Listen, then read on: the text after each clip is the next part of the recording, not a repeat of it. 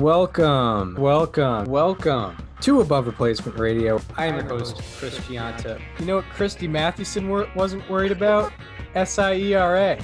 When you're thinking about Pedro Siriaco, I mean, the only one that can compete is maybe Hannes Wagner's 1908 season. Over there on the other side of the screen is Daniel Curran. Like, if we just clip together every time we've talked about him on other people's profiles, we've done a Mickey Cochran episode. I can't get past Rabbit Marinville. It's not necessarily Hall of Fame. It's not necessarily above average, but we can guarantee you we are better than just the standard replacement level college sophomore. And welcome to Above Replacement Radio. We're talking baseball kinda whenever. I'm your host, Chris Gianta. Over there on my actual left in the wonderful Mashpee, Massachusetts on Cape Cod is Daniel Curran. How you doing, Daniel? Chris, I'm doing great today. Of course, we got the in-person show. We got a nice little production here. We got both mics going for the first time ever. Yeah. We also have a couple things to talk about today. I don't know, did anything really happen? Yeah, I was thinking this would be mostly like, we pick out, a team that's doing well, going a little under the radar, and, this might be a nice half hour, 40-minute show. It's a getaway show, like you keep saying. Yeah, it is. They can't always be full effort productions here, and virtually nothing happened in the world of baseball in the past since we last recorded, which was Tuesday? Yeah. I mean, if you want to count this, I guess the only thing that happened was like the biggest probably the best trade deadline in our lifetimes, or at least in the age of the internet where everything goes down on Twitter. Yeah, if you want to count that. I mean, that happened. Yeah, I mean, it's if you're really into the trade deadline and if you're really into transactions, I would say there was like 2 or 3. Yeah, there were a few within like every 10-minute period. Yeah, it was really, really insane. I almost just want another day. Like, why can't it just be the 31st? Let's keep it going. Yeah, can we get that, shortstop in Colorado out of there? Oh my God, we'll get into that. But we'll definitely get into that. We might save that for last because that was horrendous, purely ridiculous. The Rockies are the only team that get an F. Yes. In deadlining. Yes. Very much so. We kind of go from team to team here. Also, as we mentioned before, we're gonna have a couple guests on the show. We're having Nico Fiscella and Bono Sidharta. They're gonna be talking the two Chicagos and the Mets, and they're also gonna be making some ARR history. The first guest to do a How About That and Slightly Alarming. I cannot wait. I've been waiting for this for weeks. We planned this out, and I was like, we need to have Nico and Bono come on to do How About That and Slightly Alarming, because it's always just been me and you. We have our narratives. I feel like we've become kind of predictable within each other. Yeah. I'm very excited to see a new approach to this from somebody else. Yeah.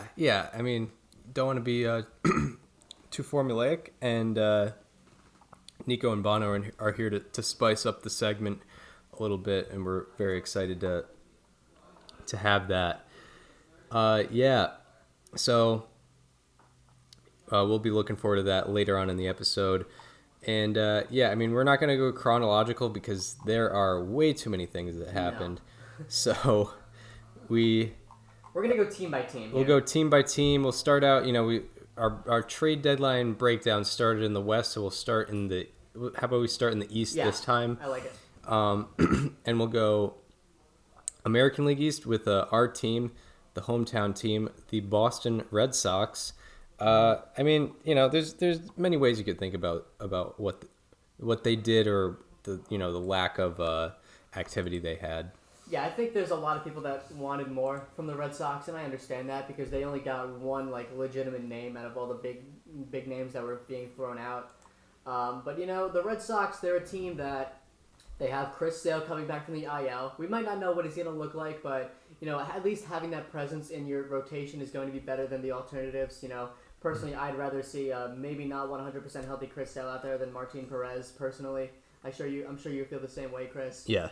They also have Tanner Houck, who's been in the rotation. So I think Chaim Bloom went with the mindset that a lot of our additions are internal. Right. Tanner Houck's been strong. Chris Sale is going to come back. And then you have Kyle Schwarber coming in, which you gave up Aldo Ramirez, I believe they're 19 prospect on MLB.com. Yep. You got Hansel Robles from was he on the Twins? Yeah, he was on the Twins. Yeah, he was on the Twins. And then you also traded Michael Chavis to the Pirates. Yep. You want to get into your thoughts? Yeah, I mean, the Kyle Schwarber deal, it does well in my head, especially.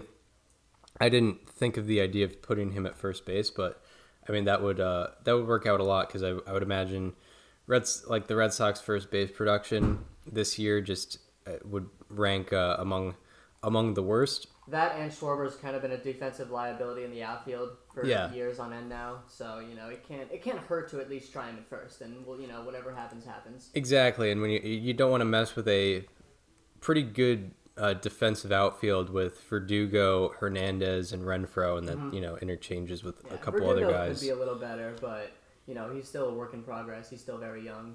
Yeah, Schwarber is much more established in the league. 4th percentile in outs above average this year. 4th percentile last year, and 3rd percentile in 2019. 4th percentile in 2018. 4th percentile in 2017. 2016 he didn't play, and 2015 he didn't qualify, obviously.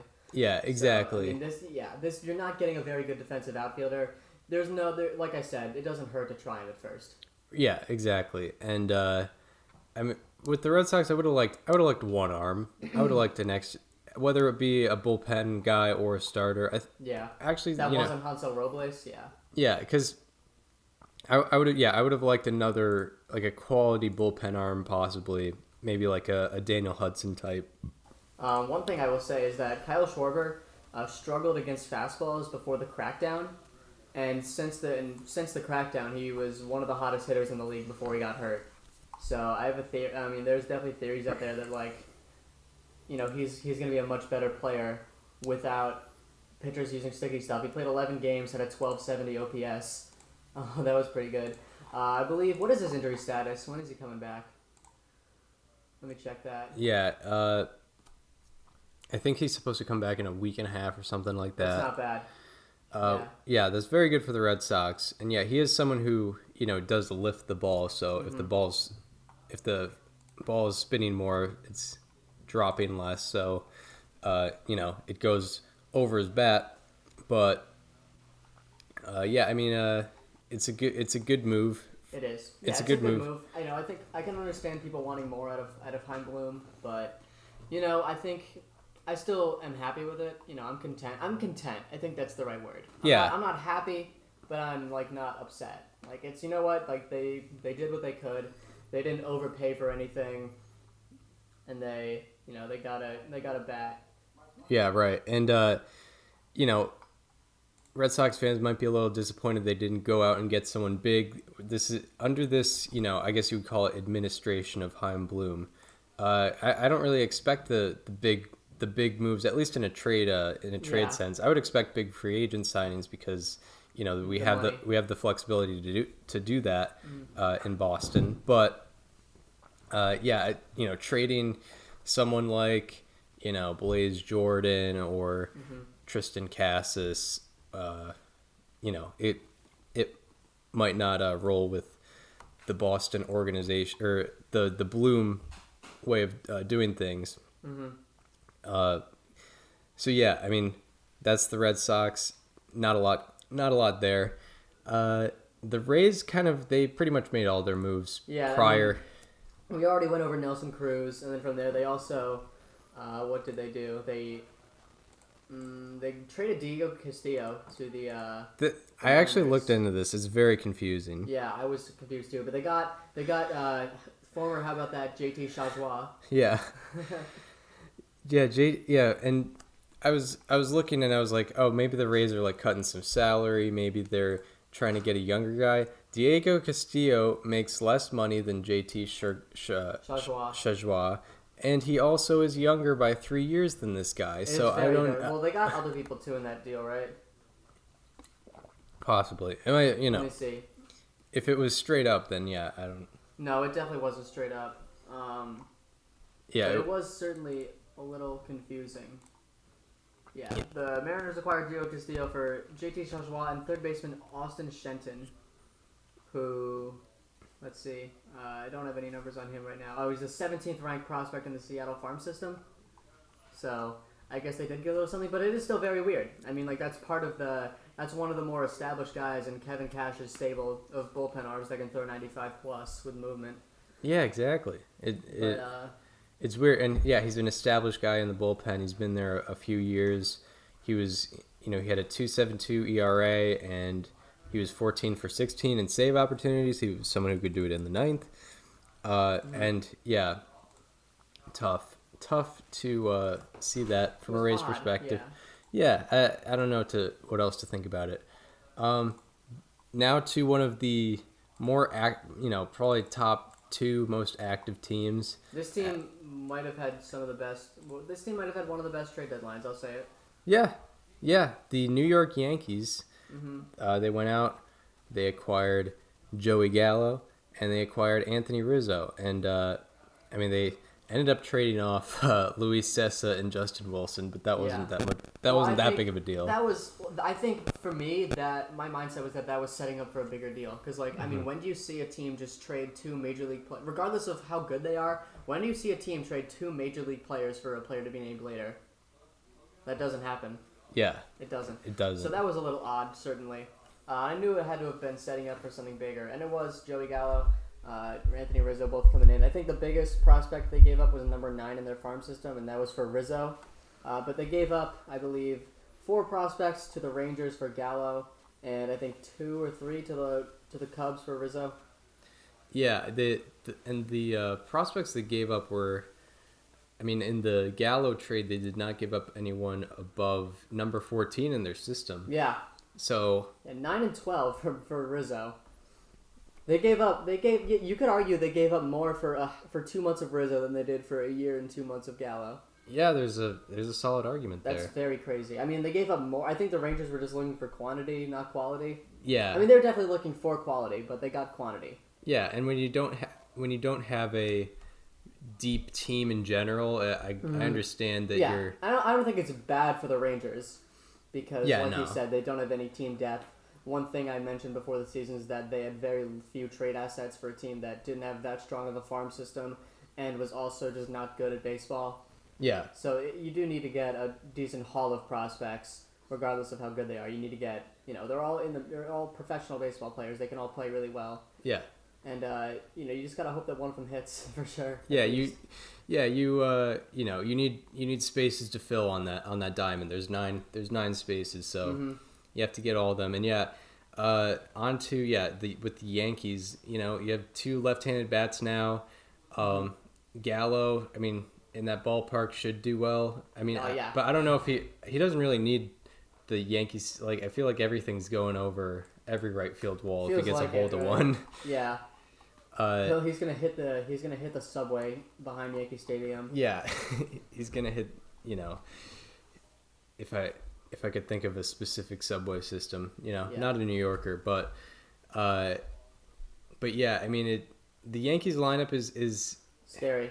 It's very it got so much more difficult to face within the span of 24 to 48 hours or however long it was. Yeah, and it's a pretty big deal because, I mean, has Aaron Judge come back yet? Yeah, he has. Okay, so yeah, you got Judge back, but, LeMahieu hasn't been the same, Urshela hasn't been the same, Gleyber Torres hasn't been the same, so it was very necessary to get reinforcement, and they got it, and hopefully for them, it puts them in a better position to go to the playoffs. I saw a lot of tweets about how the Yankees are doing all this to miss the playoffs. Like, you can't be so sure of that now. I know that they have been disappointing this year because the reality is they are World Series or bust, and we're talking about if they're going to make the playoffs or not. They're only 2.5 games out, Chris. Yeah. Like, they could absolutely make the playoffs. And yeah, I mean, we've seen plenty of times at trade deadlines. The Blue Jays were 7 games back of the Yankees in 2015 when they got Troy Tulowitzki and David Price. Yeah, reinforcements. They were in first by mid-August. Reinforcements can give a clubhouse a brand new energy 100%. And really leapfrog them into a race where it didn't seem they were that competitive.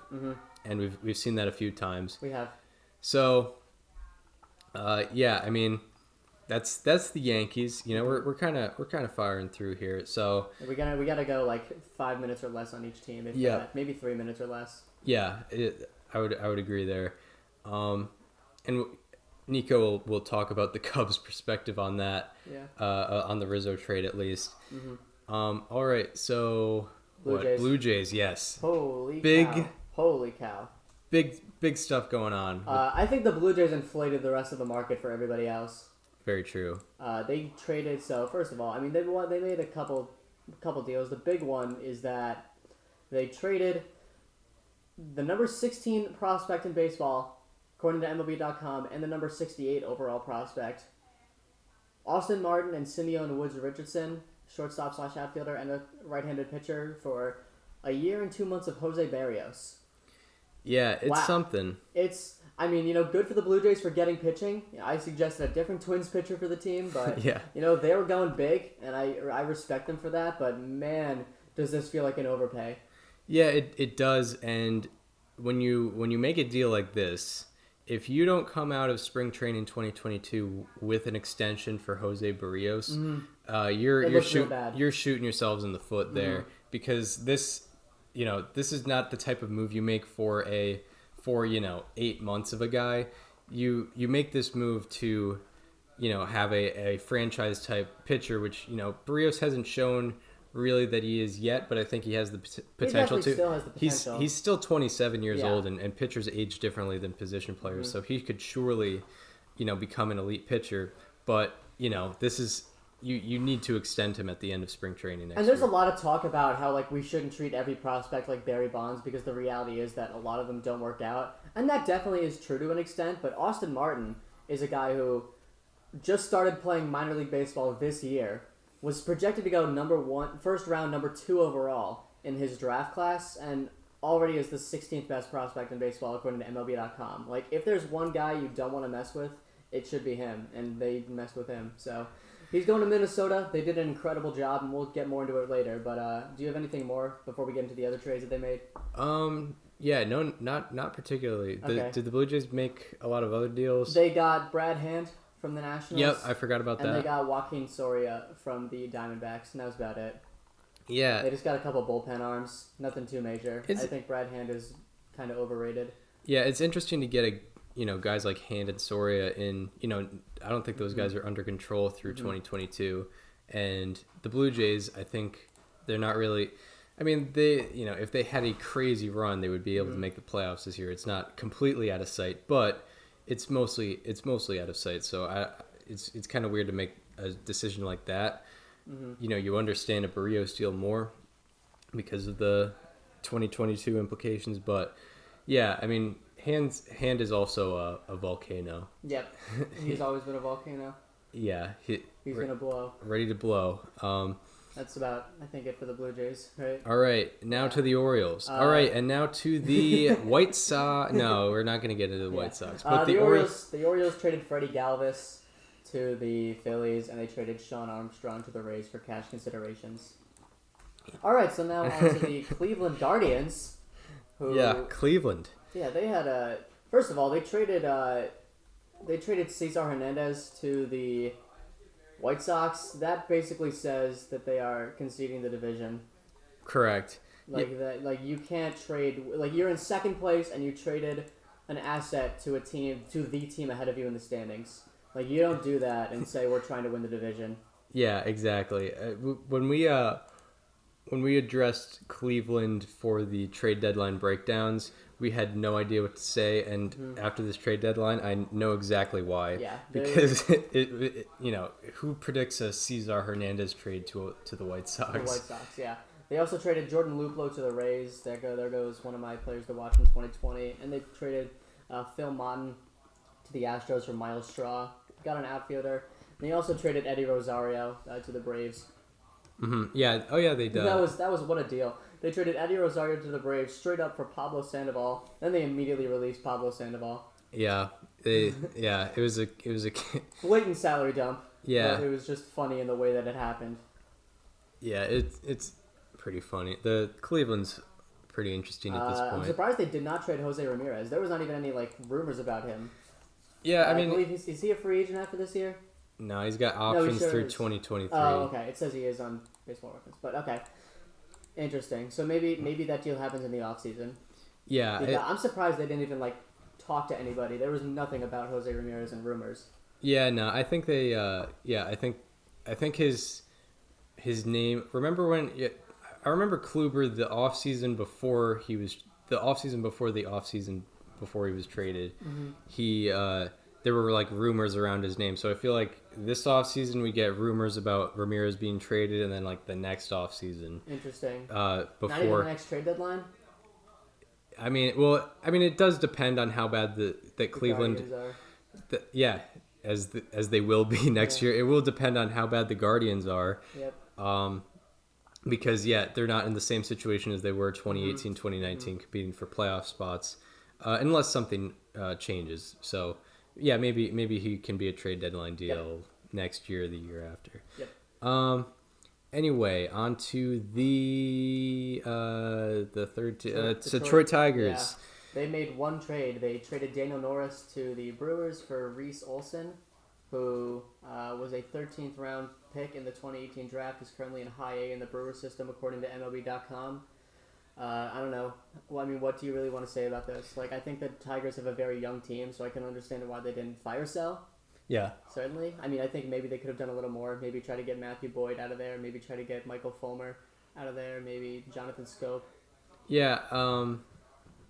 I would say like, well, they have after this deadline. We know how much faith they have in a 2022 team, because I think both Scope and Grossman are under contract through next year, and those would have been their two most attractive sales. As you might say, so they held on to everybody outside of Daniel Norris. So they have some hopes for next year, which is optimistic to see from a Tigers perspective. Yeah. All right, the Royals. The Royals. Yeah. They traded Danny Duffy to the Dodgers. That one's pretty emotional. I think a lot of people were hoping he could be a Royal for life. That's not going to happen. They traded him for a player to be named later in cash. Or no, they traded him and cash considerations for a player to be named later. Yeah. Duffy's been there since 2012, 2013, or something like that. He's probably he is. Then they also traded Jorge Soler to the Braves for Casey Kalich, who is Atlanta's number 21 prospect. He has a 3.26 ERA in 20 relief appearances in high A. According to MLB.com. All stats here are according to MLB.com. So that's pretty good. Soler was in a pretty decent slump this entire year. He was a slightly alarming, but he picked things up in the second half a little bit. So the Braves, we'll talk a little bit more about them. But I want to talk about the Royals real quick. Obviously we are, but have you ever seen a bigger mishandling of a situation than you do have with Whit Merrifield? From Kansas City's side at least. Like he's been showing some steady signs of declining since 2019, and he also is in a pretty deep slump right now. And honestly, I think they should have traded him years ago. He's still there. Yeah, I mean, when did they sign that extension? It was between 2018 and 19. Yeah, I mean, it's not like they were competing at that point, so you wonder like why they signed the extension in the first place. And he probably had his most value, and even though he plays like a younger guy, he's 32 years old at this point as someone who's a second baseman and outfielder. So that's they've already messed up with him, and they did it even more in this trade deadline. Yeah, and it wasn't like his name was out there much. I think the Mariners were like rumored to be looking in on him. Nothing was being finalized or anything. It was just they're looking, and then they probably realized that his value's declining, so they said no. Yeah, it's interesting. They could have gotten a little something out of Merrifield, but also Carlos Santana as well. They didn't trade him. That was interesting to me. Yeah, weird. He's on a 1-year deal. I think he's on a 2-year. Oh, okay. Well, do they expect to be competitive next year? I wouldn't expect that, but yeah. If they do, then I want whatever they're on. Yeah, it's tough. I don't know I don't know what they're doing with Santana either. Maybe their asking prices were a little too high. Probably. But yeah, what can you do? And now onto the last place. I'm forgetting. Twins. The Twins. Oh yeah. I have very mixed feelings because obviously they did an incredible job with the Barrios trade, but it still feels like they could have done more. Like Byron Buxton declined an extension; they did not trade him, and he's got the same amount of control as Barrios. He's a better talent. I'd say the only thing holding him back from getting that kind of return would be his injury history. Exactly. But you could have gotten another good haul for him. They didn't trade Josh Donaldson. They didn't trade Michael Pineda.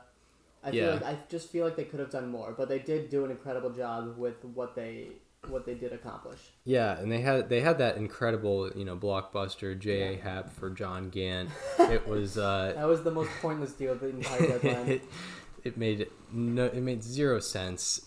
But we'll see about it. Yeah, they also traded Hansel Robles, like we mentioned earlier, and then we already mentioned Nelson Cruz on a previous show.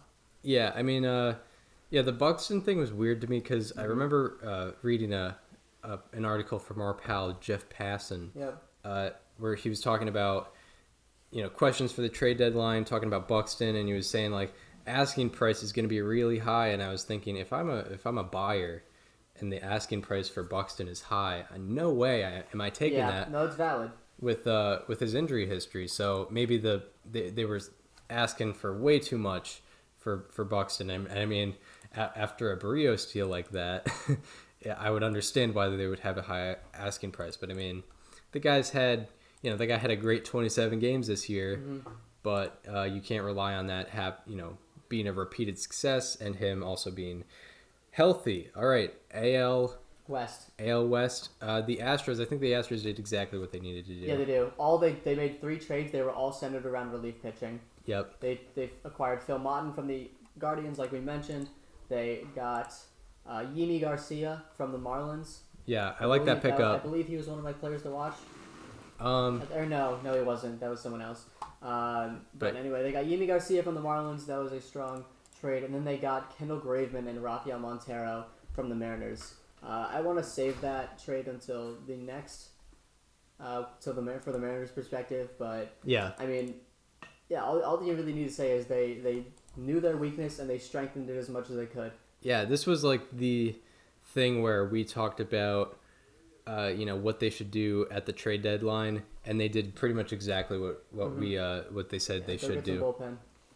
Get bullpen help. I think that at the time we were talking about them, they had the worst bullpen ERA out of the division leaders, which it's skewed a little bit, but that was clearly something they needed to. It was the thing they most needed to fix because they have a very talented roster outside of that. All right, the Oakland Athletics. They got that was not great. Well, they got Andrew Chafin from the Cubs. Yeah, they did, and they got Yan Gomes. They got Josh Harrison. Yeah, and nothing bad happened. They got a slumping Starling Marte. I mean, he's in a slump. I'm sure that he didn't cost much. Probably like a number 15 prospect in the organization or something like that. I would hope not. The A's traded Jesus Luzardo, who before he came up, he was like a top 15 prospect in all of baseball. He had a decent 2020, unlike most of us. Yeah. But struggling this year. But he's also, I think, 23 or 24 years old. Mm-hmm. Quality lefty arm. But they let go of him, and the Marlins now have Jesus Luzardo. What are your takeaways from this trade? My takeaways from this trade is that the A's are really, really desperate, and they're going for it this year.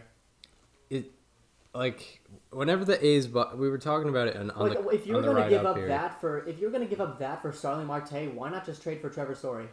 At that point, if you're giving up Luzardo, just get someone better than Starling Marte because they're out there.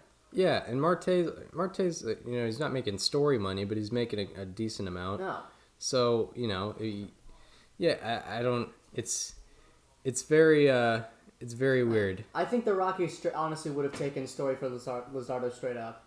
Yeah. I honestly think they would have done that. Yeah, and from a Rockies perspective, it would actually make sense. I think. Yeah. Let me look at Luzardo's spin rates, because I know that the general consensus is that pitchers with lower spin rates succeed more at Coors Field. Mm-hmm. Yeah. That's Herman Marquez, John Gray as well. Jesus Luzardo, on the other hand, he's a new Miami Marlin for the next 4 years. He's also we'll talk about it later. Okay, his fastball velocity is 83rd percentile and his spin is 77th. So but you know what? If you take away the spin rate, he's still still a flamethrower with his fastball.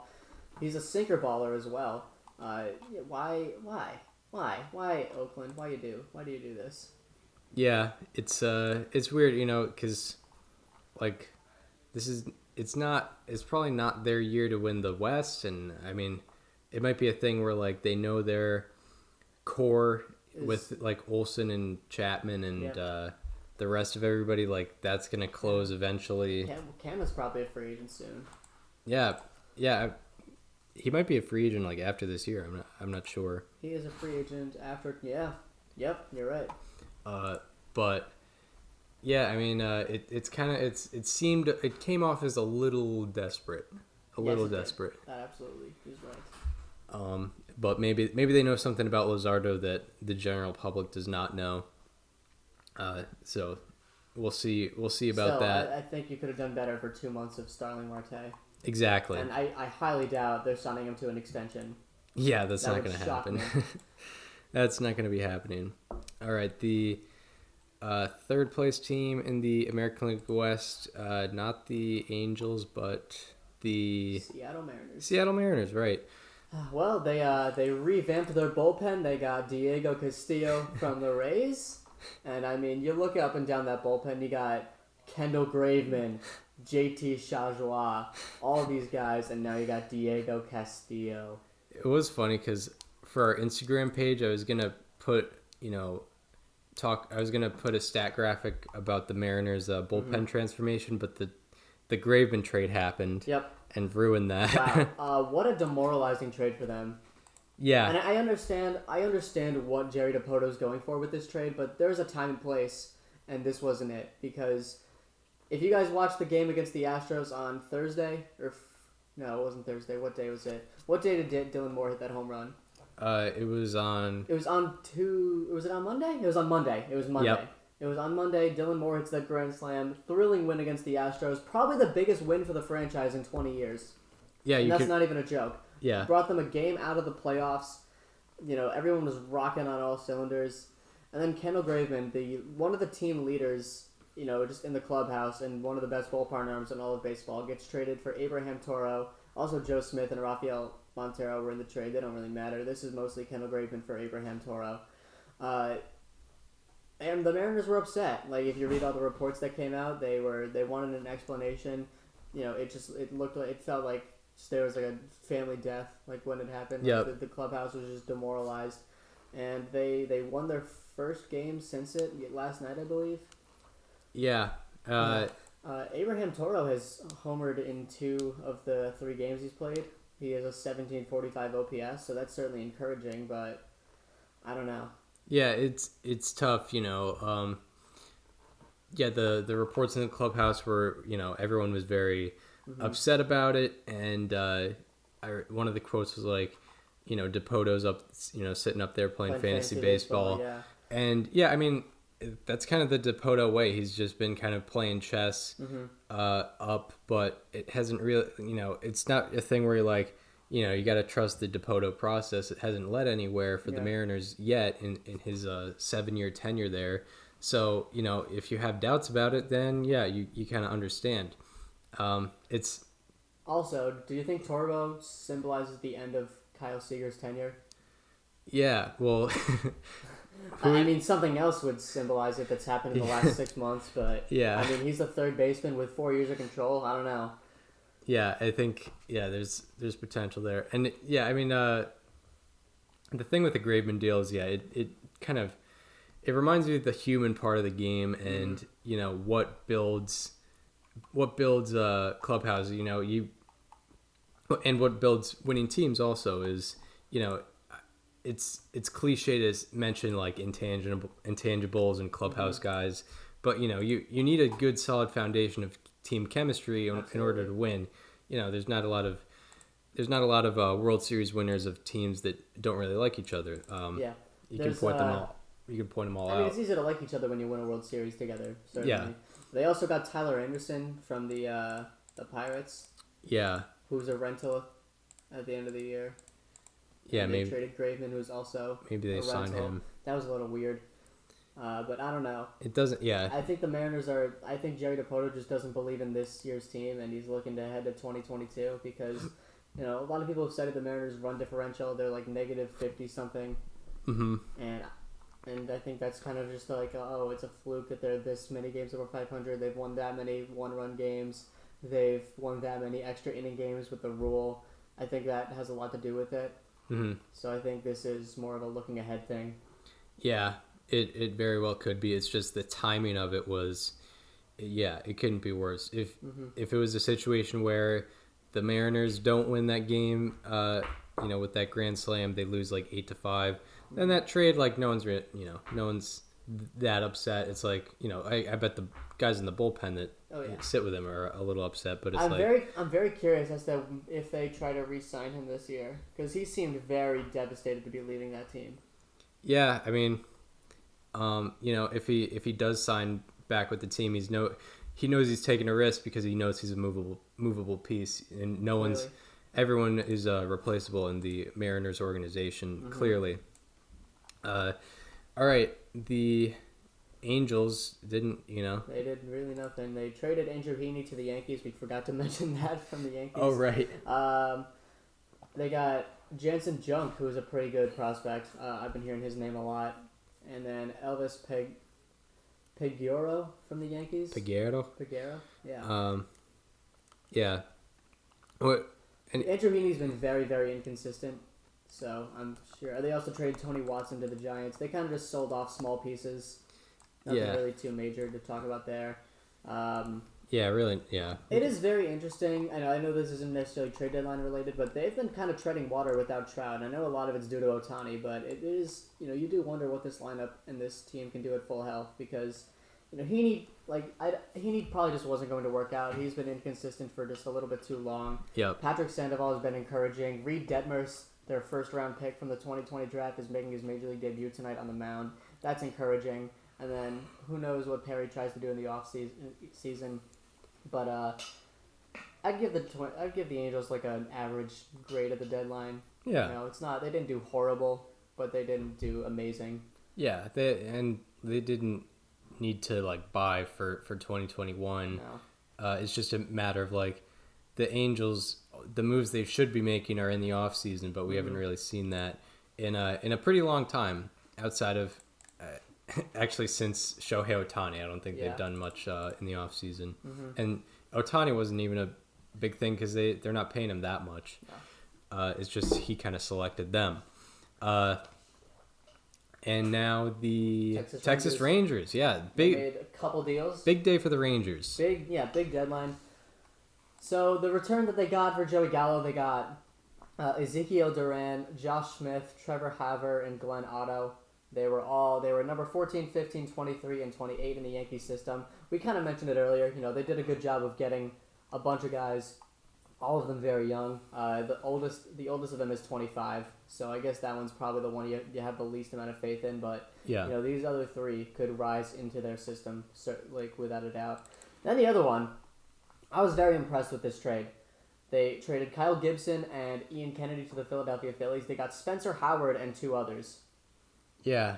They also traded a right-handed pitcher named Hans Kraus, who some Rangers fans are upset about trading him. But I mean, Spencer Howard, that's a guy you want. Like it's a top pitching prospect. You know, there's certainly a lot of potential there, especially when you have guys like Dane Dunning and Jack Leiter coming to the rotation in the next couple of years as well. Like that's something that you need to watch for. That's a piece that's going to be there in the future. It's going to get some time there.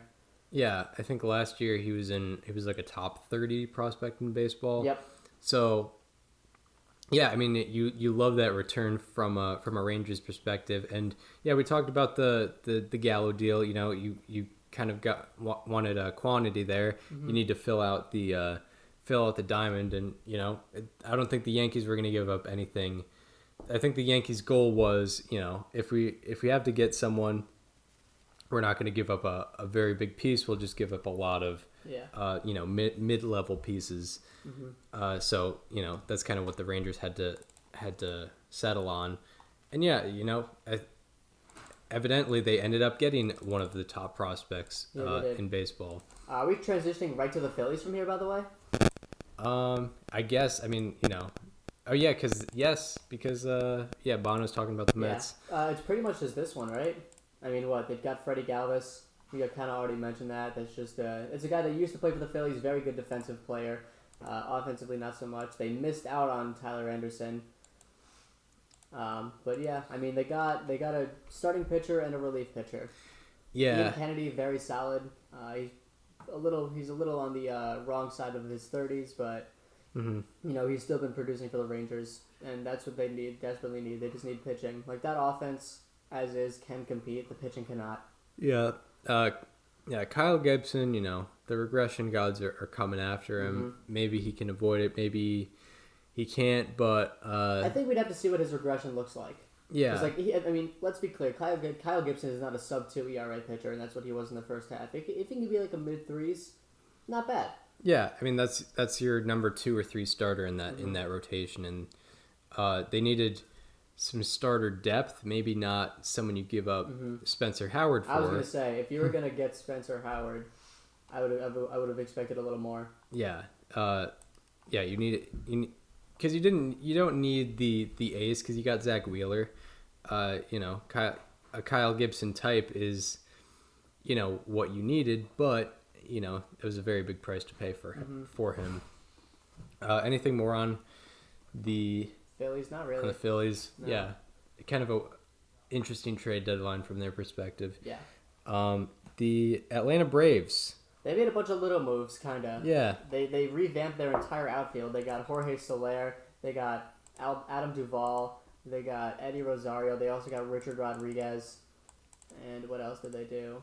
They got They got Stephen Vogt, but that was a long time ago.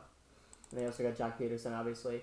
You know, they made a lot of little moves. I don't know how I really feel about them. You know, Soler, yeah, he's been very good lately, but on the year he's been struggling. And Richard Rodriguez how about that? But he was struggling since the deadline. Eddie Rosario also slightly alarming. I'd say the one of these that I really like is Adam Duvall. You know, he's already established in Atlanta.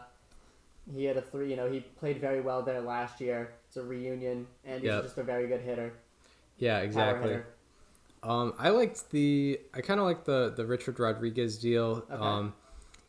Not because it's gonna help them out much this year, but they have a quality right-handed reliever for this year and the next 2 years after that. That's true. He does have some control. And Yeah. They didn't have to give up. Oh, they gave up Bryce Wilson though.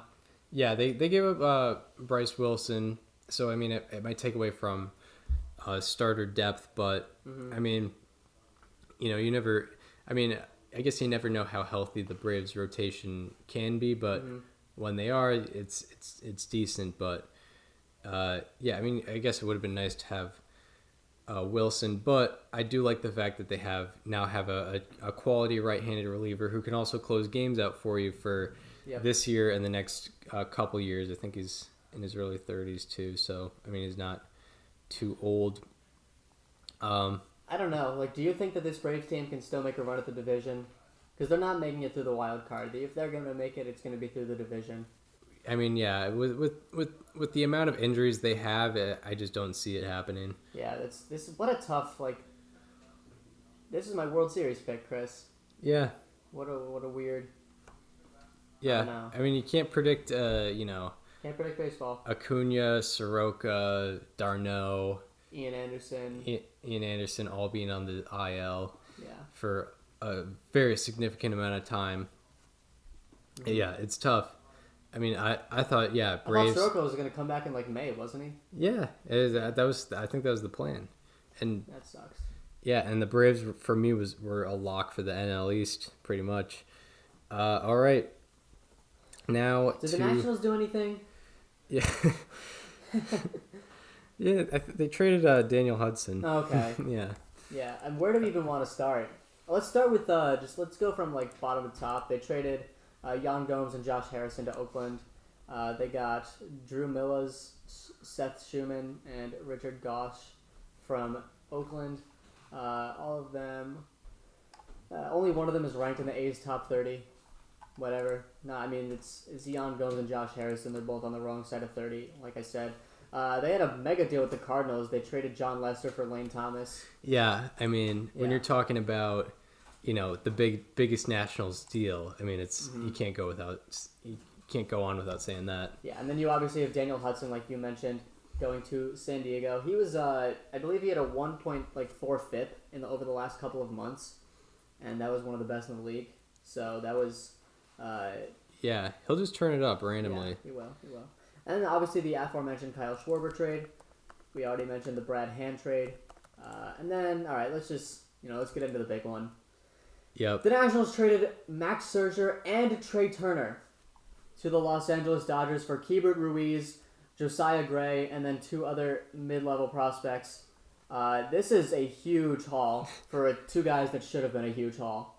Yep. It was not a bad trade for the Nationals at all. Honestly. Yeah, definitely not. And I mean, it compromises them for 2022, but how competitive were you going to be in 2022 anyway if you had Trey Turner?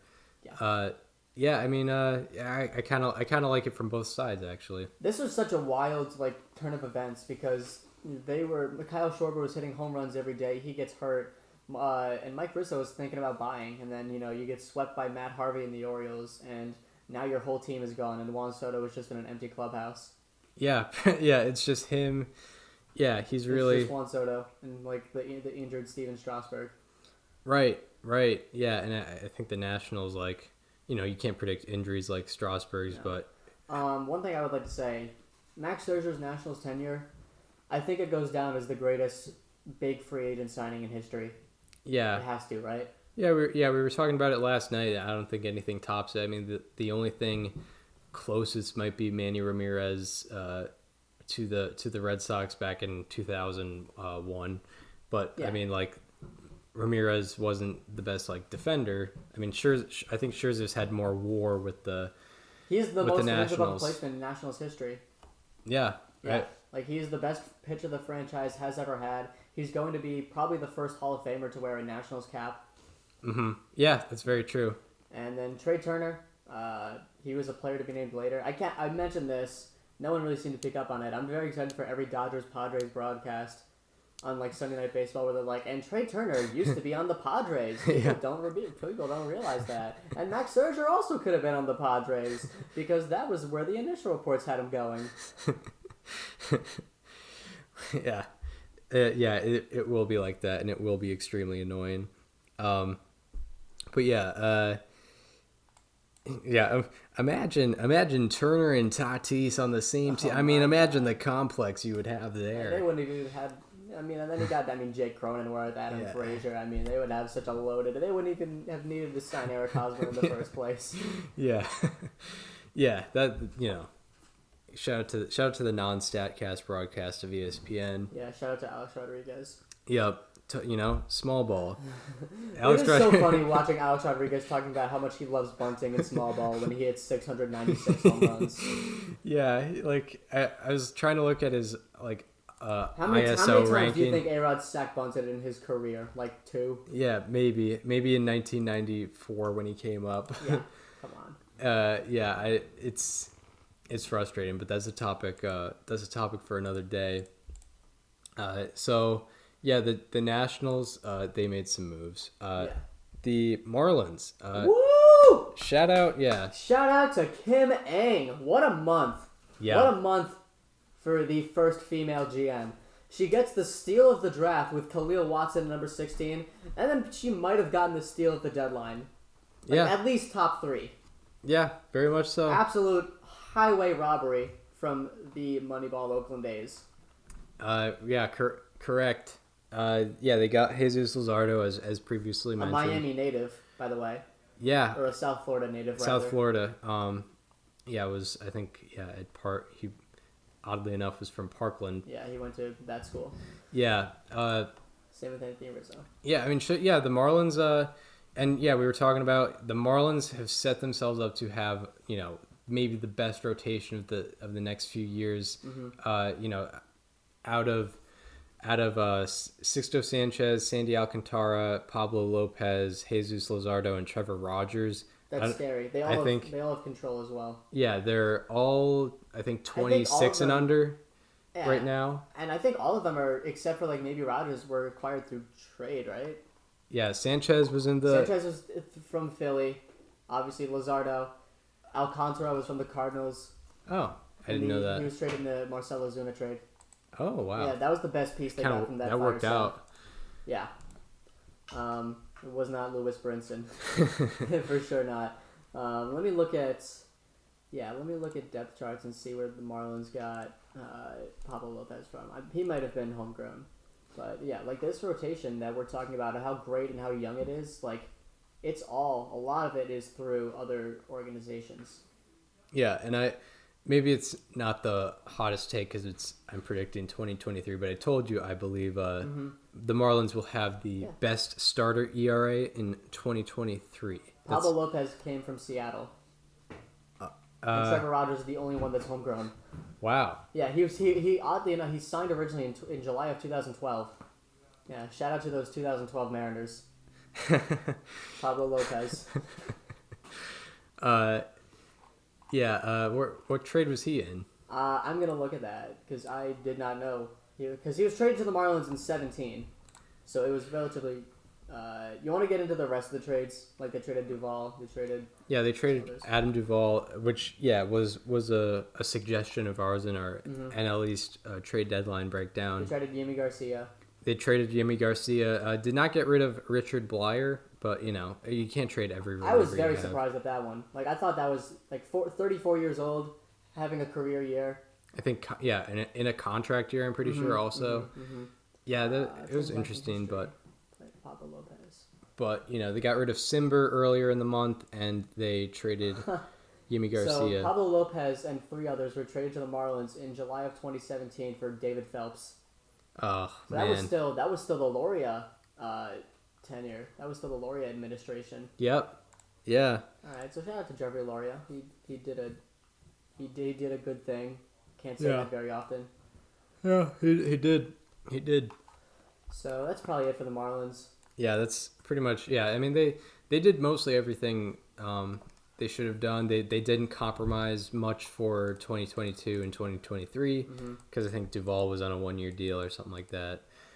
So yeah, they I don't know what they're getting back, but I imagine it's some mid-level prospects for like Garcia, Duvall, and then Luzardo was the headliner for sure.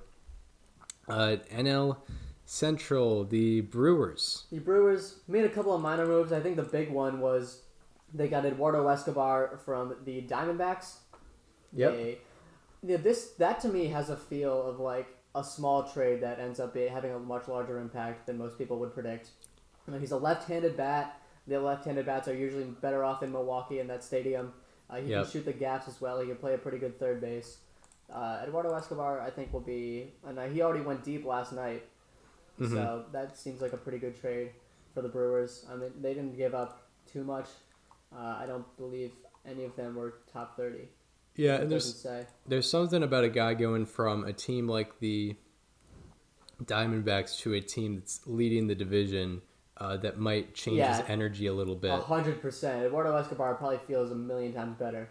Yeah, absolutely. The Brewers also this year their third basemen are 22nd in F4, so that's getting Eduardo 90th percentile outs above average. Yeah, good defensive player as well. Eduardo Escobar is gonna add some depth to the lineup, no doubt about it. Yeah, he's an OPS nearing 800. That might as well be like a 163 team OPS plus for the Brewers. Yeah, so exactly. They also got John Curtis from the Marlins, and they got Daniel Norris from the Tigers. A couple of small trades. But I'd say the headliner was Escobar. Yeah, I would say Escobar definitely the headliner and a good pickup, and they've transformed the left side of their infield this year, and it probably will end up working out. It's worked out with Adames, and it very well may work out with Escobar.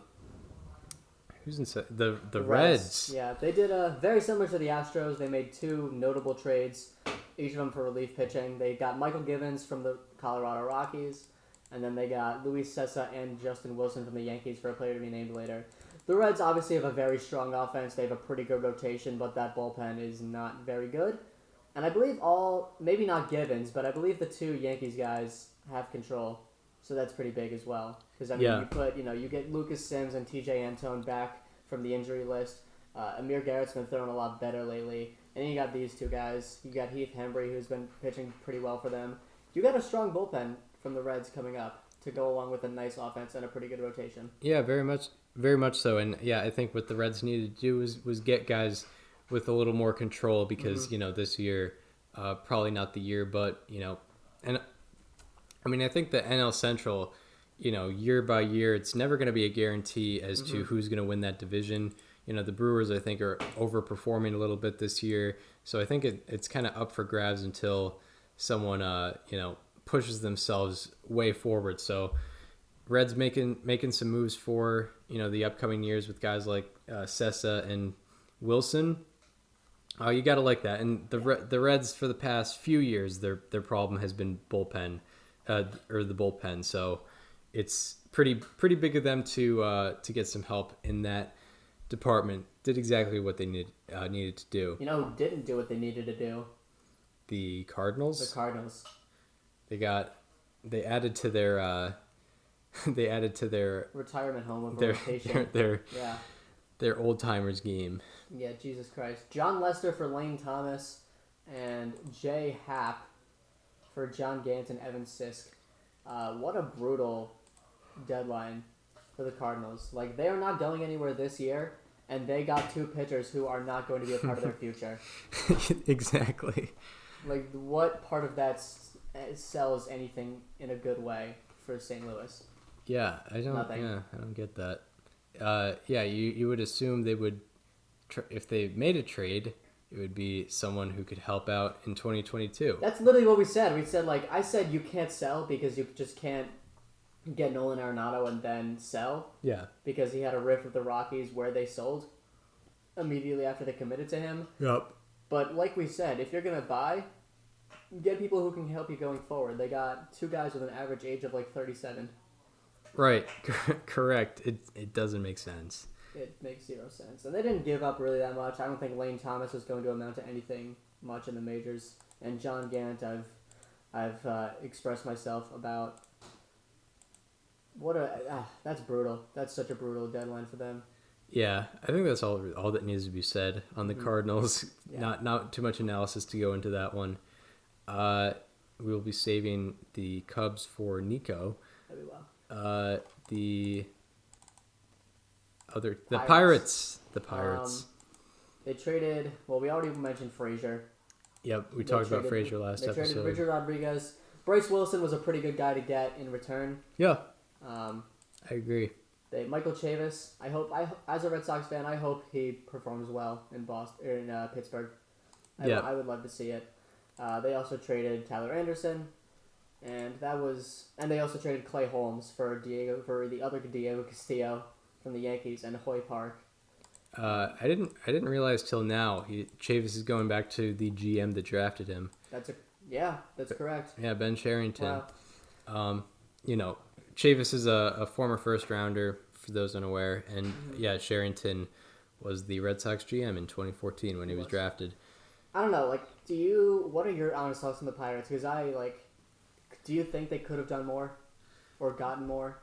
I mean, when I was thinking about guys they should trade off, I was thinking of Frazier and Rodriguez, and that was pretty much it. You don't trade Hayes and you don't trade Reynolds. Yeah, no. We talked. Yeah, Reynolds is under control through 2025, and we were like, you're not going to give up on 2025 now. It's not going to be happening. No. You can't do that yet. So you keep those guys around. Obviously, I think they did exactly what they needed to do, and they didn't go. I think they were like kind of average. They didn't go too far. Yeah. Which was good. They've had worse deadlines. Yeah. Yeah. I mean, they didn't get crazy returns for anybody, but they traded who they needed to trade. I don't know if they got what they needed to receive. Now to the final division, the Dodgers, or no, not the Dodgers, the Giants. So the Giants, let's see. I want to skip that one. They got Tony Watson. He's back. Yeah. He's back in San Fran for Jose Marte, Irvin Armstrong, and Sam Selman. None of which are top 30, I don't think. I'm not seeing it. Okay, let's get into the real trade. The Giants got Chris Bryant from the Cubs. They got a big name to counter a Dodgers trade where they got two big names. They traded their number 9 prospect and the number 30 prospect, Alexander Canario and Caleb Killian. Much better, from the Giants' perspective, a much better return than the initial reports that were saying Joey Barton and Lamont Wade Jr. Like, that's your number 1 prospect and your leadoff hitter gone. But now it's 2 prospects who very well could work out in Chicago, but I mean, nothing too serious. Yeah, and it kind of makes sense because of the way, also rental and the way that Bryant has been trending in general. He was I believe the first freeze over on above replacement radio. I mean, I guess he's turned it up as of late. I'm trying to go to different time frames, but I mean, overall good pickup with the fact that the Giants, Evan Longoria is still in the IL, so you never know, and you never know if he's going to come back the same. Imagine any contact where Evan Longoria is getting replaced by Chris Bryant. Who would have ever thought? Well, because of the age difference. It's like you have. Imagine just a team having Evan Longoria go down. It's like, let's just get Chris Bryant. Yeah, it's pretty interesting. Yeah, like you would expect a team with Evan Longoria to not be. This is the best division race in baseball, and it's not even close. Yeah. The Giants, obviously, they needed to counter the Dodgers and Padres because one of them got Adam Frazier, one of them got Max Scherzer and Trey Turner, and they made a big splash of their own, and good for them. Good for Farhan Zaidi. Very, very good for them, and that happened after the Scherzer and Turner deal. That's right. I'm trying to look, trying to see what Chris Bryant would be able to do at Oracle Park, because I'm looking at expected home runs by park 2021. Yep. This year he has 18 home runs this year. 15 expected if every game was played at Oracle Park. So I mean, not much. Great, but I mean, still, not that much of a difference though. Still, if you're the Giants, this makes you a better team. There's no doubt Absolutely. about that, regardless of the expected home runs. Yeah, absolutely. Like, he's gonna be getting extra base hits, no Triples problem. alley. Yeah, exactly. There's nice gaps from there. Yeah, it makes you better, especially with your third baseman currently on the IL, and he's going to be put when Longoria comes back. Bryant's in the outfield probably. Yep. As he's showing some versatility this year. The Dodgers. Yeah. They, I mean, you can't say they don't go for it. No, you can never. I'll let you start. I mean, so I mean, where do you even start? Now you have Max Scherzer. I mean, it's kind of your replacement for Trevor Bauer, I guess. I guess you can look at it from that. You had your Cy Young winner go down the IL. Well, let's go get a 3-time Cy Young winner, actually. Yeah, let's get a guy who also has a nice sub-3 ERA.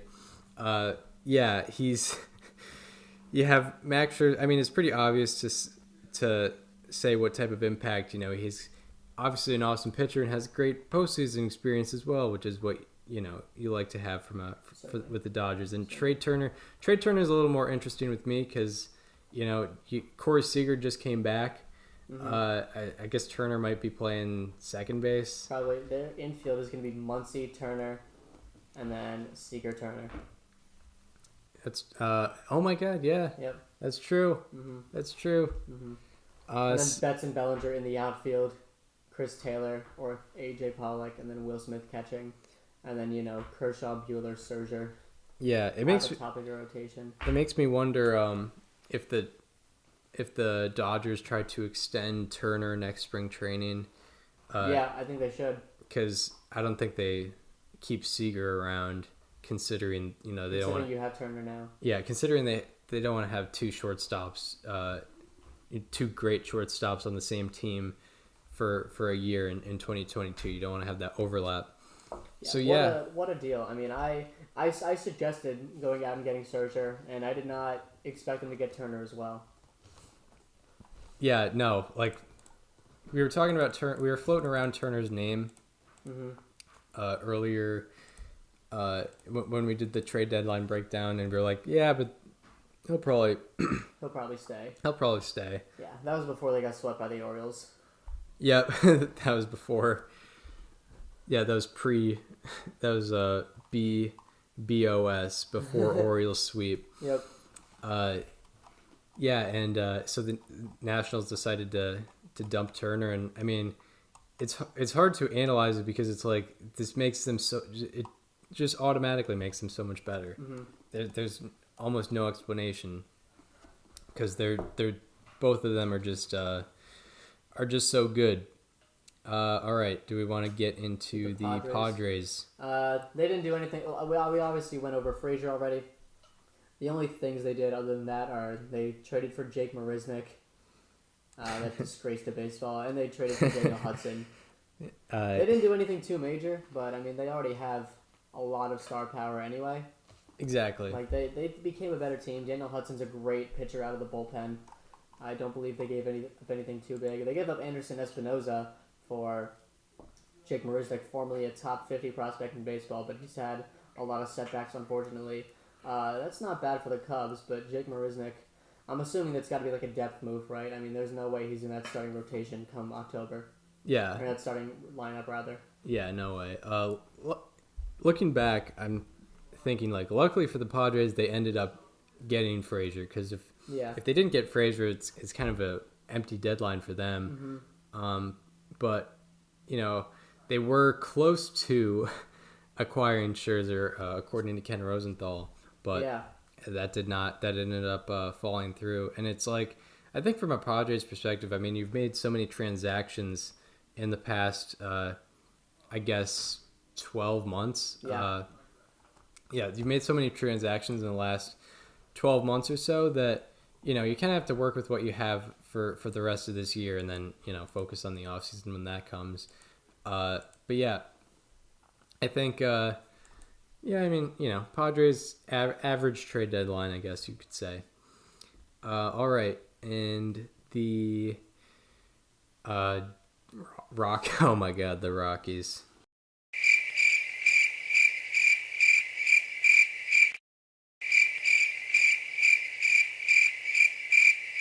Anything more on the Rockies? They are the Rockies. They had the All-Star game. This is the worst organization in baseball, and it's not even close. Yeah, I think you knew they were going to mess it up somehow, and they messed it up even more than you could have ever imagined.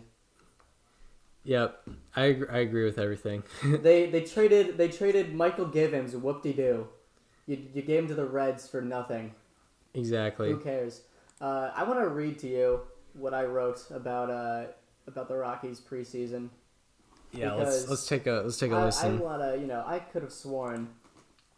I thought one thing was certain about the Rockies, and I'm right in a sense, but not exactly what I was thinking. So I said, assuming they decide they officially want to start rebuilding during the season, the clear player to watch on offense is Trevor Story. Story has consistently been one of the best shortstops in baseball since 2016 in his debut, and he is entering a contract year. He is bound to get traded by the time August rolls around. Nah, he's still there. He's still sitting around in Colorado. Yeah. The guy's in his age 26, 27 season, something like that. Yep. He could be playing for a World Series contender right now. Nah, he's still just sitting there in Colorado. Yeah. The Rockies could have a good prospect haul for him and, focus on building the team of the future. No, they still have him. Yeah, and there weren't even really any names attached to Trevor's story. No. Nothing happened. It was not a thing where, it wasn't like a Robbie Ray thing where, the asking price was too high back in like 2019 where the asking price was too high and it was like, well, they're just not going to trade him. No. No, they just did. Not only did they not trade him, they didn't trade German Marquez. They didn't trade Daniel Bard. They didn't trade John Gray. They were talking about extending John Gray. I mean, I guess good for them for trying to lock up one of their guys, but do you really think you're competing in the next 5 years? Yeah, but you got to make up your mind. It's mind-boggling that they just sat there. Yeah, just twiddling thumbs. They did nothing. Yeah, exactly. I truly, they are the gift that keeps on giving. It's that meme where it's watch this, he's about to do something really stupid. It's watch that, he's about to not trade Trevor Story. Exactly. It's gonna be so funny. It's it's quite ridiculous what happened there. It just doesn't make any sense. They had the worst deadline in the majors, and it's not even a discussion. There were plenty of teams that would have wanted Trevor Story. I mean, I think the Yankees would be in on him. Unfortunately, I think the A's are a little too cheap. But, the Dodgers just got a shortstop. They have Corey Seager. They have Corey Seager already. Yeah. So it's not like teams don't have room for Trevor Story. That's just a fallacy. So, I guess from a Rockies perspective, you give him the qualifying offer and then and he's gonna not accept it, believe it or not. Then you get that pick. Yeah, and then you get that compensation pick in the the 30s or the 20s of that first round. Yeah, tough look for Colorado. Yeah. And lastly, the Diamondbacks. Yeah. They didn't do much. They traded Joaquin Soria to the Blue Jays for a player to be named later. They traded Eduardo Escobar to the Brewers for Cooper Hummel and Alberto Kiripon. Yeah. They traded Stephen Vogt to the A's.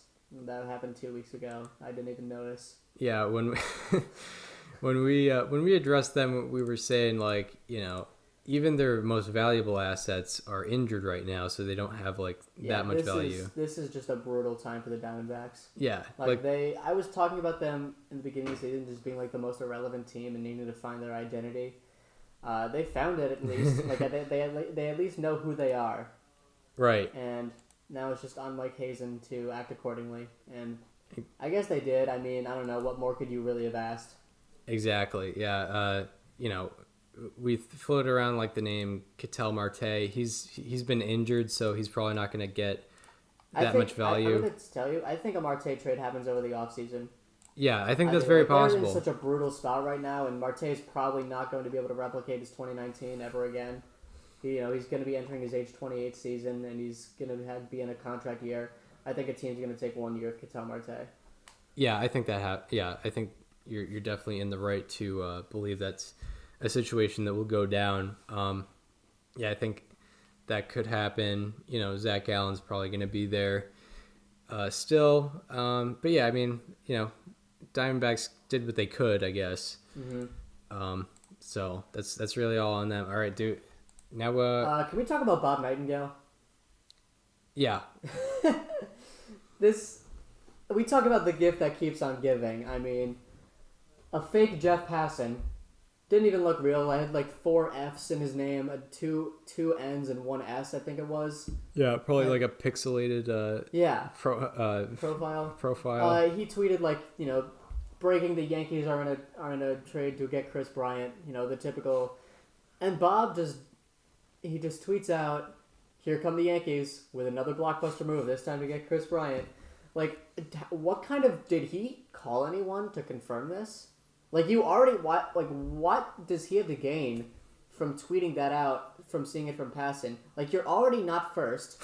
You clearly don't have any sourcing. Why don't you call someone and be like, "Hey, did the Yankees just trade for Chris Bryant?" No? Oh, okay. It's amazing how much he doesn't learn. It's amazing how much repeated activity you get from him ever since. I'll admit it, I fell for it for a second. I was like, because Jeff tweeted like at the exact same time. He was like, "I did not say that. Like, do not listen." Yeah, it's just yeah. I mean, he had Because Bauer. I have notifications on for Jeff Passan. I would have seen his tweet that said the Yankees have traded for Chris Bryant before I saw Nightingale's that credited him. Yeah, right. I was Exactly. like, I didn't see that. What is he talking about? And sure enough, fake account got him. Also, shout out to Mike Hawk. Big debut trade deadline for the People's Insider. Yep. But that was one of the craziest things. Like one day we're just gonna look back and be like, there was a random insider named Mike Hawk who actually like was a legitimately reliable source. Like he had the whole return for like several different deals before they came out. Yeah, I mean, I wonder. Yeah, I wonder what contacts he has. I wonder who he is. I wonder who. Yeah, who is Mike Hawk? Yeah. It's very interesting. Yeah, Nightingale he really like ever since you told me about him, he never fit. He hasn't been on one hot streak. Never. Only cold streaks, and It's never been like. He is if the Diamondbacks were an insider. Yeah, exactly. Every time something stupid happens. Yeah, it's like the Rockies, it's never. There's never been like a 6-month stretch where it's like Nightingale hasn't really said anything stupid. The only one thing I will give him credit for is that he did predict the 2019 World Series in spring training. Oh, he had Nationals Astros. That's pretty impressive. It is impressive. But you know what? That doesn't make up for tweeting Trevor Bauer to the Mets and tweeting Chris Bryant to the Yankees and everything else that has happened. Like it keeps happening. And then he also tweeted that Shohei Ohtani won that round of the home run derby. Yep. Like it's incredible. I don't get it. Very rarely does it just keeps happening. It's like, watch, he'll do it again, and he does it again. Exactly. Yep. Exactly. I mean, I feel like someone else is running that. Like I feel like the actual Bob Nightingale just is trapped in a cage. Yeah, he's So have him in your thoughts. All right, shout out to Joey Votto for having 9 home runs in his last 7 games. 7 games in a row with a home run. He is the second player aged 37 and 300 days or older to have a home run in 7 straight games. The other which was Barry Bonds in 2004 at his age of 39 season. We have seen a resurgence from Joey Votto, pretty much reestablishing that he is in fact going to be a Baseball Hall of Famer. Yep. Yeah. Exactly. Very happy to see that on that Bonds Votto stat. How about that? Thank you. All right, we ready to get into the guests? Yeah. All right. So when we come right back, we're gonna have 2 more people talking baseball. So yeah, we are. Here we go.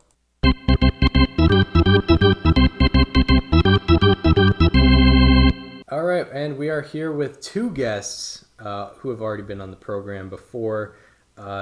Nico Fiscella and Bono Sidharta. How are you guys doing today? Welcome back, boys. Welcome back. Well, we're doing great. It's been a little bit since the all-time draft. Yeah. But we're having fun here. I think this is worth noting that this is the first time in AR history where we've been using 4 people, 2 mics in the same room. Things might sound a little bit different than normal, but last time we were here, I just remember just being upset with my all-time draft. So I'm happy to be talking about real baseball now. Yeah. As if that wasn't real baseball, but we're talking about important news. Not to spoil anything, but we're going to be doing another draft at some point in the near future. What do we locate? Like, do we call that like the 2020, like the above replacement radio Mike Pelfrey draft? We can't name it after a selection. I mean, he's the centerpiece of it. But that's for food for thought. We'll worry about it It's later. for those unaware, it's the all mostly early 2010s, but all 2010s.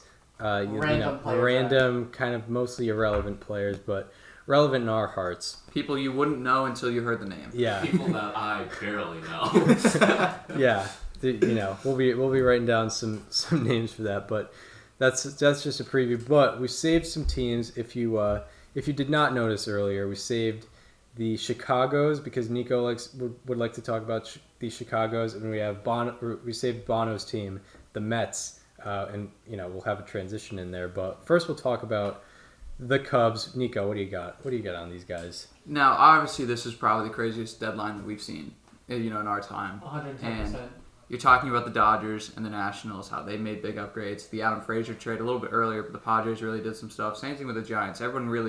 All contending teams really got better, but I think the Chicago's were too. I mean, you can't really call the White Sox underrated winners, but I mean the Cubs did exactly what they were expected. You talk about how they were really hot off the jump. That's something you guys talked about a lot on the podcast, and they really cooled off.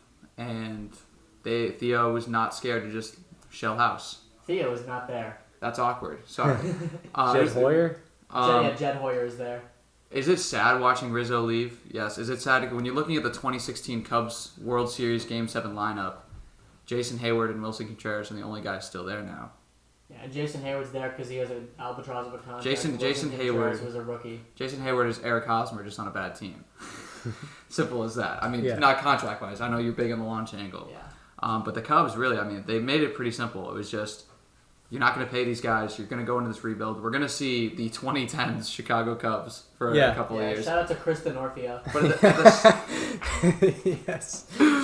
at the same time, though, I mean, it's kind of cool because the White Sox were always known as the crappier team in Chicago for the last, up until 2 years ago, maybe.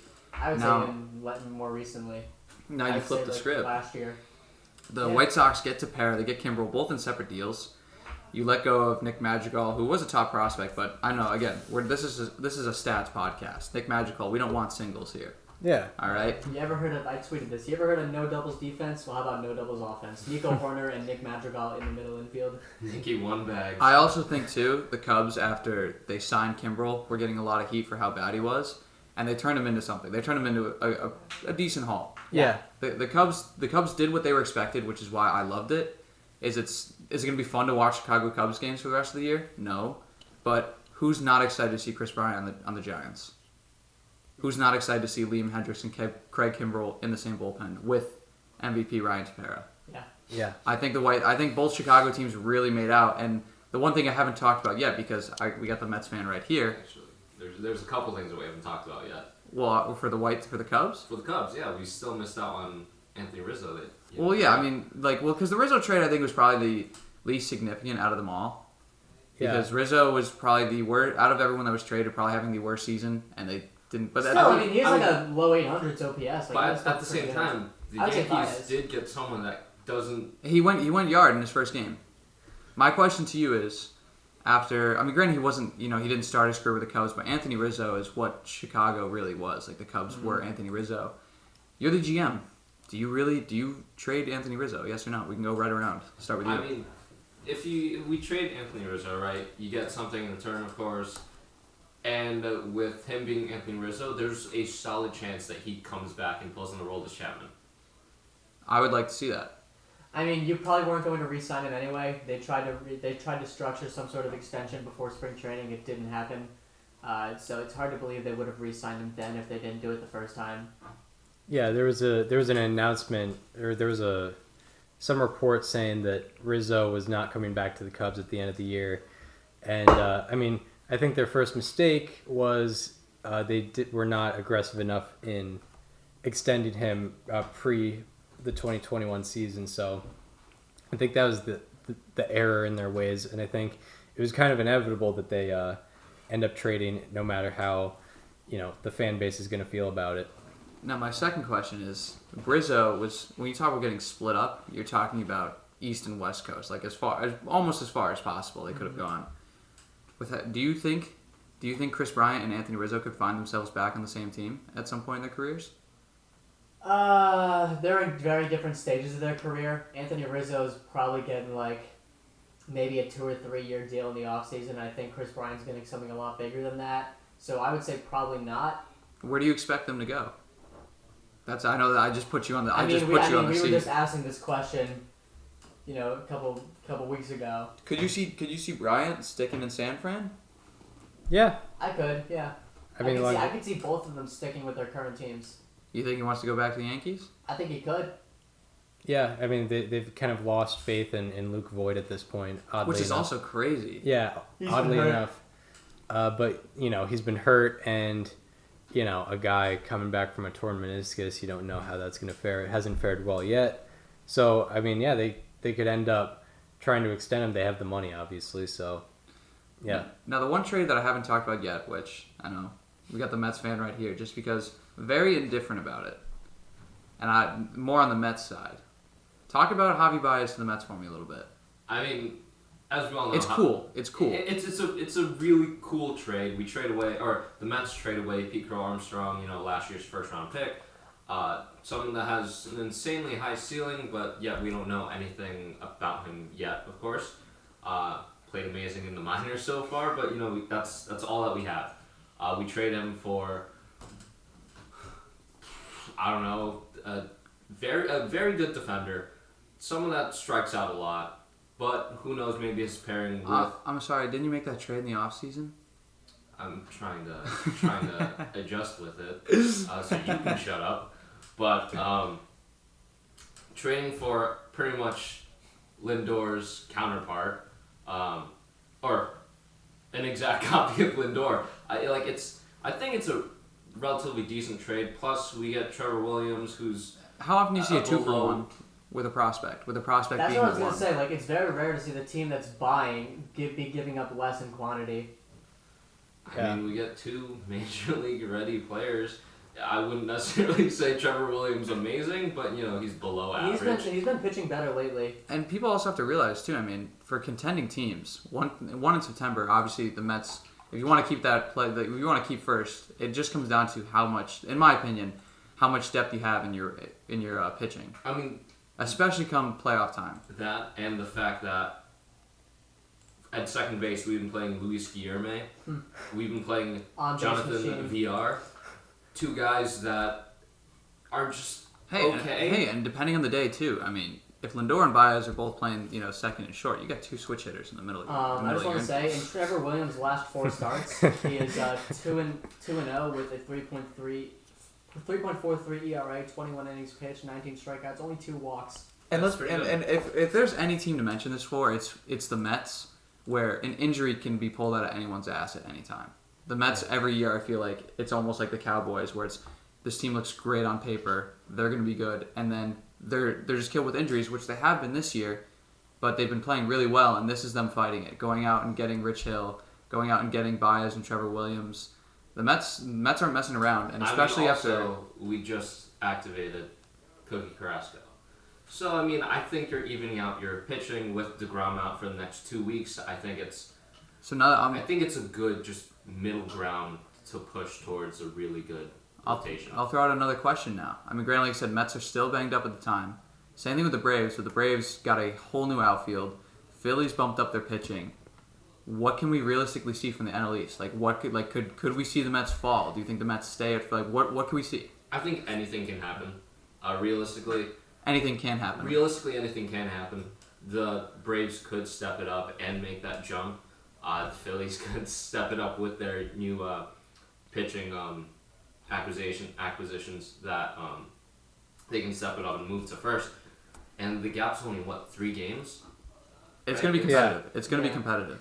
Yeah, you got it. Yeah, I mean, we talked earlier about the Braves and if we really see them making that jump, and I think Chris and I both said not really. Yeah. Is that what we said? We said not really. I still think the Mets are the safe pick to win the division. They're getting a lot of guys back from injury, and they're getting Baez and Williams in this deal. The Phillies didn't really get that much better. They got Freddie Galvis. Freddie Galvis, what a guy. I think they just finally got granted it's and then they got Ian Kennedy and Kyle Gibson. Ian Kennedy is going to be that go-to guy in the pen, which is you guys have talked how much about that Phillies bullpen. A good amount. Just seeing them do something with the bullpen was nice. I like Atlanta's moves just because the biggest thing that you guys mentioned was that you really didn't know which position Atlanta could go in. 2 of the 4 players that they acquired were slightly alarming. Yeah, Eddie Rosario is one of them, and who else? Jorge Soler. I just more respect that even with your best player out, you're going all in. They have to. I mean, this is probably the last year of their championship window. Freddie Freeman's gone after this year. They need to. And I would say when you combine Jorge Soler, Eddie Rosario, and Adam Duvall, you put them together. They make the 3 of them together make a pretty competent player. Whether or not you want those 3 spots all in your lineup at one time. With also the defense in the outfield. Where's Jock playing now? I mean, you trade for 3 outfielders on the deadline. Maybe have one of them go to first. Yeah, I don't know. The NL East is so weird. I think Actually, no, you can't have one of them go to first. You have Freeman there. the Phillies are Put Freeman at third. the Phillies are like always. They've been just a weird team since like 2018. They've just been so weird, and you have no idea what's going to happen with them. So I just don't see them winning the division for whatever reason. I think the modern day Philadelphia Phillies are kind of just that team that just screams 81 and 81. Yeah. Like that's. They haven't even gotten there since 2011.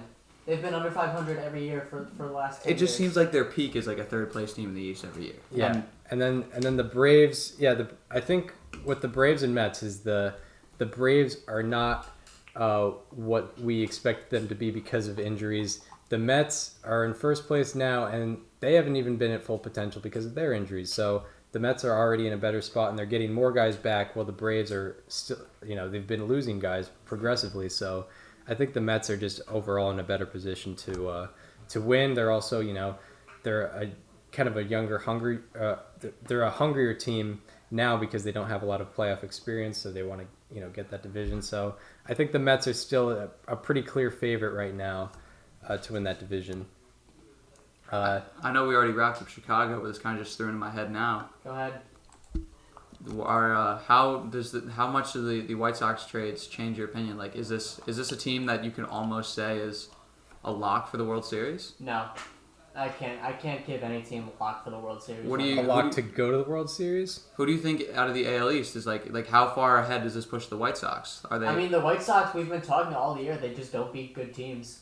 Yeah, I think and it's for a variety of reasons. And it's not specifically the bullpen always falters. It's every random thing. I think the biggest team in their way out of the AL is the Astros, and their biggest problem has been their bullpen. They just got like three relievers. Mm-hmm. They made the moves they should, but I need to see it against good teams to be convinced. And Toronto didn't make good moves for the future, but they clearly said we need help in the pitching department now. Mm-hmm. Yeah. They gotta re-sign Barrios in spring training. Right, and yeah, White Sox. I mean, I think the AL, the playoffs are going to be very interesting. It will tell us a lot because you don't know the legitimacy of the Red Sox. You don't know that much the legitimacy of the White Sox either. Yeah, how much playoff experience is on that Chicago team? I mean, Lance Lynn with the Cardinals way back when, but yeah, I mean, a lot of their stars haven't. Outside of the 3 games last year, and also the playoffs last year were weird because there was no crowd. Yeah, that wasn't playoff experience. Yeah, it wasn't really playoff experience there. So yeah, it's gonna be very interesting. I think the Astros have the biggest advantage when it comes to playoff experience, at least in that lineup. Yeah. So I think they have the advantage there, but the White Sox we both had the White Sox preseason in the World Series, so yeah, we did. they definitely and they're only getting guys back with Jimenez and Robert, so I think it helps them out. Eloy. It's kind of like the Mets. It's kind of like the Mets. A lot of not much playoff experience, a lot of question marks, a lot of health issues, but yeah, and I think the White Sox have a more talented roster, so I'm not saying that they're not going to make the World Series, but I'm not saying that they will for sure make the World Series. But I think there's a strong possibility there. But I think the Astros also have a very good shot. All right, do we want to get into the first? AR. We mentioned it before. ARR history. I'm so ready for this. First guest. How about that? And slightly alarming. I feel very honored. Do you feel like, I mean, you're sitting in the high chair right now. How does it feel? I'm proud to be here. Who would have thought that some kid from Connecticut would be in this seat today? Another kid from Connecticut would be. I like to say, yeah, three out of the 4 of us are from Connecticut. Little background on Bono. His specialties lie with MLB The Show. That's it. That's it. And the Mets and basketball and good. We're gonna talk some basketball, and football and soccer too. Music. Are you gonna plug the podcast? Oh yeah. Go ahead. At the end, we can do that then. Okay. By the way, I think we should go random number generator to pick the order. I think it's fantastic. All right, you got that over there, and it's live right now. Like whatever happens. So okay, Bono's one. I'm Just 2. go around the table. 3. Chris is 3. Nico is 4. Okay. All right. All right, we're going 1 through 4. And what do we got?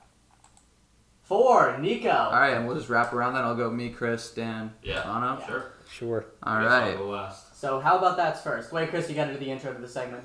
All right. So for our Friday, July 31st, or no, Saturday, July. Yeah, it's Saturday, right? It's the Saturday, July 31st, 2021 edition of. How about that? What do you have for us today, Nico? I'm sorry, just so surreal hearing that and joining in. I had a lot of, this was kind of difficult for me because I was kind of targeting, after the All-Star break to now. Honorable mentions have to be Harrison Bader and Dalton Varsho. Those guys were two guys I was very close on taking. But in 10 games, Kyle Farmer has been legit for the Reds. Yes. There we go. Weighted runs created plus 225, which wasn't even the best out of the group. But, looking at all those names, I did not expect Kyle Farmer to be top 10 in WRC plus after the All-Star break. It would have been funny if you were like, I'm talking about the Red that's been sweeping the nation with his offensive performance, Kyle Farmer. Kyle Farmer, 436, 488, 744, BABIP of 469. CEO of No Walk. CEO 4.7 walk percentage, 11 K percentage, with an ISO of just over 3. And in this time too, he has a .9 WAR in 10 games. Only guy since the All-Star break to have over 1 is, I don't know if anyone's mentioned him yet, but Votto.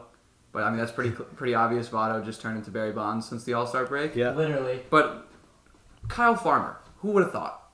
Exactly. Who would have thought? Not me. Not me. Not me. So Kyle Farmer.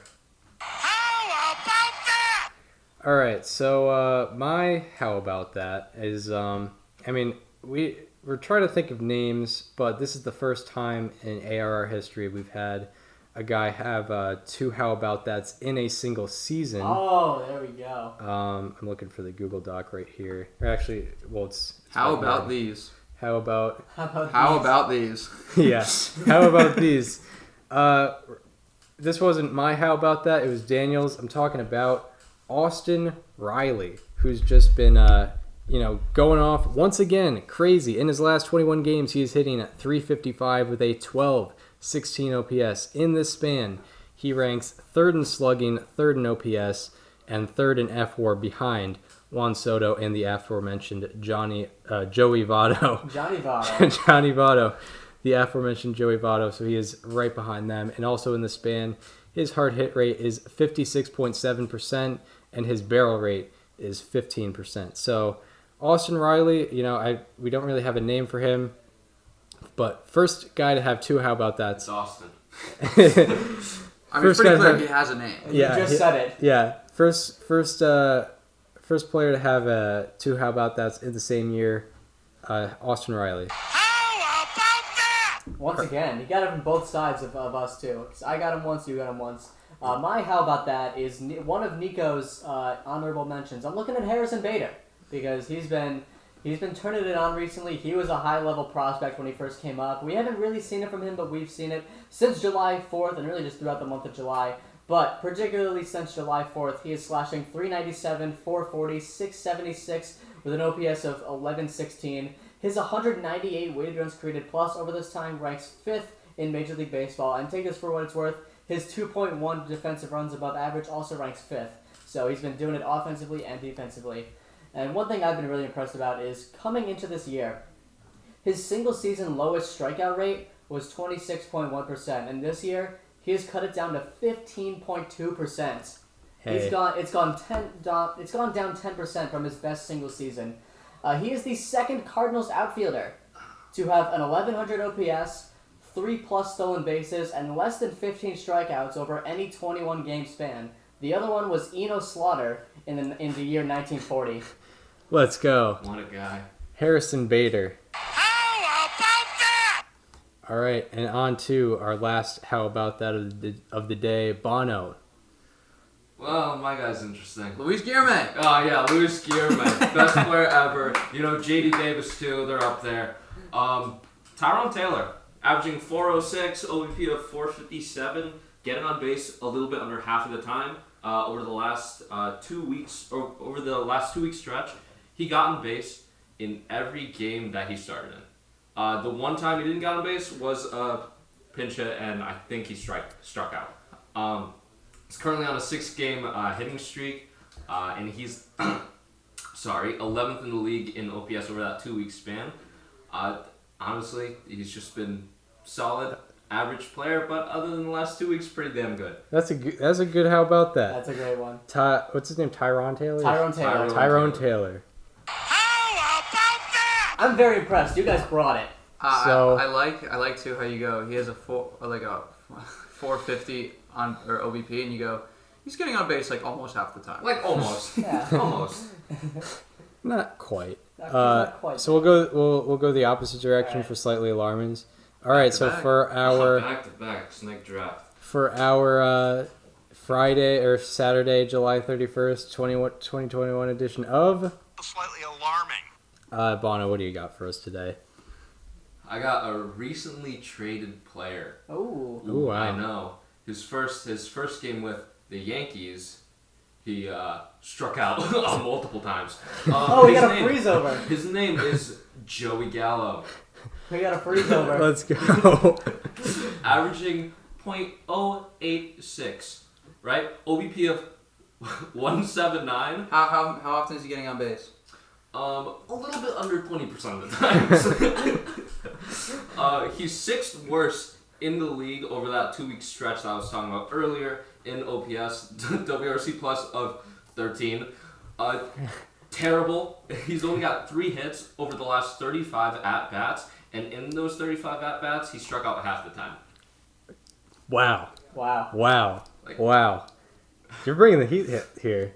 Is that what you got for Joey Gallo? Yeah, that's all I got for Joey Gallo. all. Yes. That was a very good, slightly alarming. Joey Gallo. Slightly alarming. Daniel, what do you got for us All today? right. Bono, cover your ears. Oh no! Do we have the same guy? No! I was stuck between two. I can go with the other one though. Okay. So I'm talking about a pitcher who, Oh, pitcher. yeah, his peripherals has suggested this is going to happen, and not like this, but Taijuan Walker has been really struggling. In the month of July, he pitched exactly 20 innings and had 20 earned runs. He also had 15 strikeouts and 13 walks. Among the 87 pitchers to throw at least 20 innings since July 3rd, keep in mind, 87 pitchers, Walker ranks 86th in earned run average with a 9, 86th in FIP, and despite a 22.2% home run to fly ball ratio, he is dead last in xFIP with a 617. If you have a 22.2% home run to fly ball ratio, xFIP is usually going to be nicer to you because a lot of your fly balls are going out, which is considered unlucky. But nah, Taijuan Walker's still last in that stat, so... But nah. But nah. But nah. So, Taijuan Walker. Slightly alarming. Yeah, not been... Mets fan real quiet over there. I'm not mad about it. Yeah, well, that's why you get an ace like Trevor Williams, Yeah. and to reinforce that.